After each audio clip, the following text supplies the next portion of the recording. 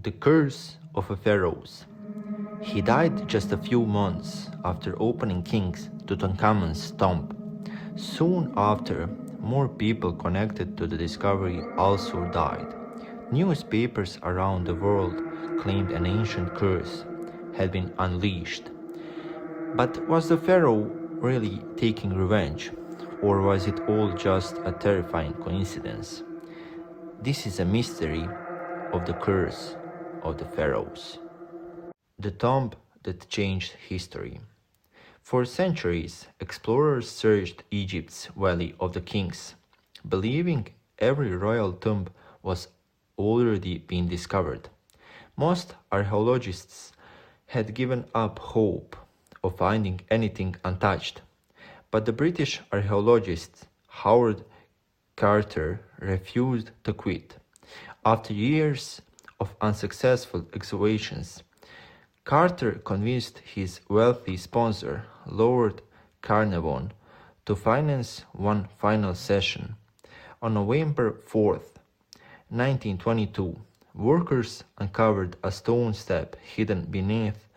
When Carter carefully made a small hole in the doorway and looked inside with the candle, Carnarvon asked, "Can you see anything?" Carter famously replied, "Yes, wonderful things." Behind the entrance were thousands of objects untouched for over 3,000 years: golden statues, jewelry, weapons, furniture, and eventually the mummy of the young king himself. It was the greatest archaeological discovery of the 20th century, but celebration wouldn't last long. The curse begins. Only a few months after entering the tomb, Lord Carnarvon became ill. A mosquito had bitten his cheek. While shaving, he accidentally cut the bite. The wound became infected. In 1923, the infection spread throughout his body and he died in Cairo. That alone might have been considered tragic bad luck, but newspapers wanted something far more exciting. They reported strange events surrounding his death. Some claimed every light in Cairo mysteriously went out at the exact moment of Carnarvon died. Others reported that back in England, his dog suddenly howled and dropped dead. Whether these stories were true has never been proven, but they spread across the world within days. The legend of the Pharaoh's curse had begun. Over the next several years, more people connected to Tutankhamun's tomb died. One archaeologist died from illness. A wealthy visitor passed away unexpectedly. Another expedition member died after surgery. Each death became another newspaper headline. To many people, the pattern seemed impossible to ignore. Yet, when historians examined the facts, the mystery became much less convincing. Many people involved in opening the tomb lived for decades afterward. Howard Carter himself survived another 17 years. Several workers lived well into old age. Out of the dozens of people who entered the tomb, most experienced completely normal lifespans. If there really was a deadly curse, it appeared to be remarkably inconsistent. The question is, did the ancient Egyptians believe in a curse? Ancient Egyptians believed deeply in the afterlife. Protecting the dead was one of their highest priorities. Some tombs included warnings intended to frighten the grave robbers. These inscriptions often promised punishment from the gods for anyone who disturbed the burial. However, no such curse has ever been found inside Tutankhamun's tomb. The famous phrase, "Death shall come on swift wings," to anyone who disturbed the king. It's almost certainly a modern invention.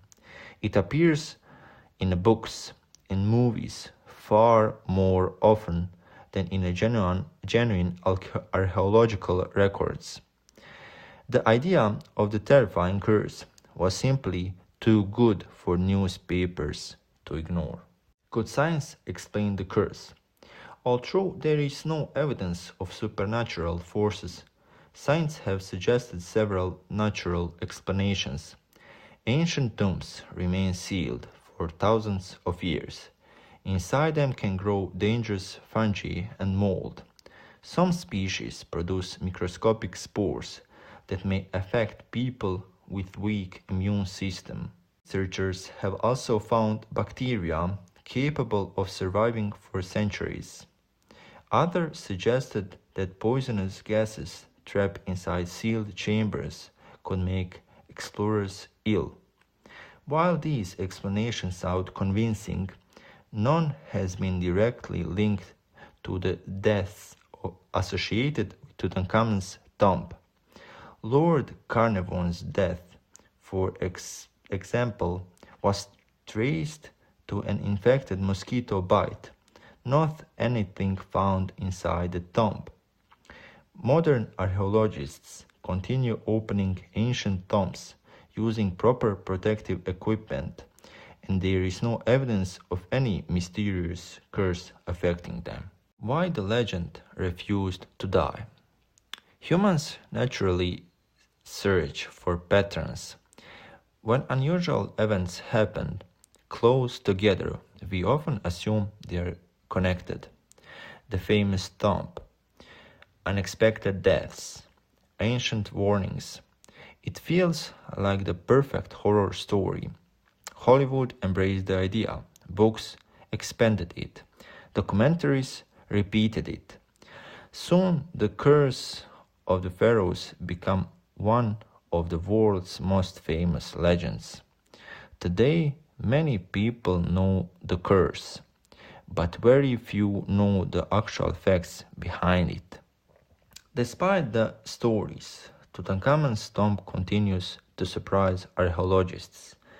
New scans have searched for hidden chambers behind the walls.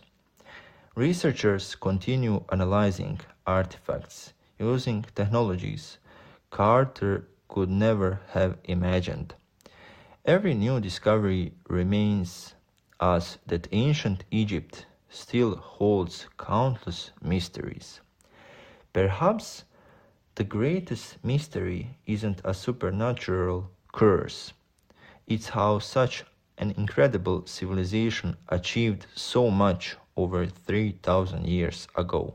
So, was the curse of the pharaohs real?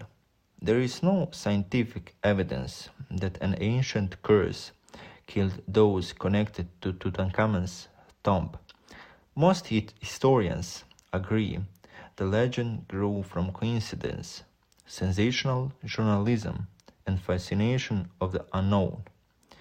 But one thing is certain: more than a century after the tomb was opened, people around the world are still talking about it.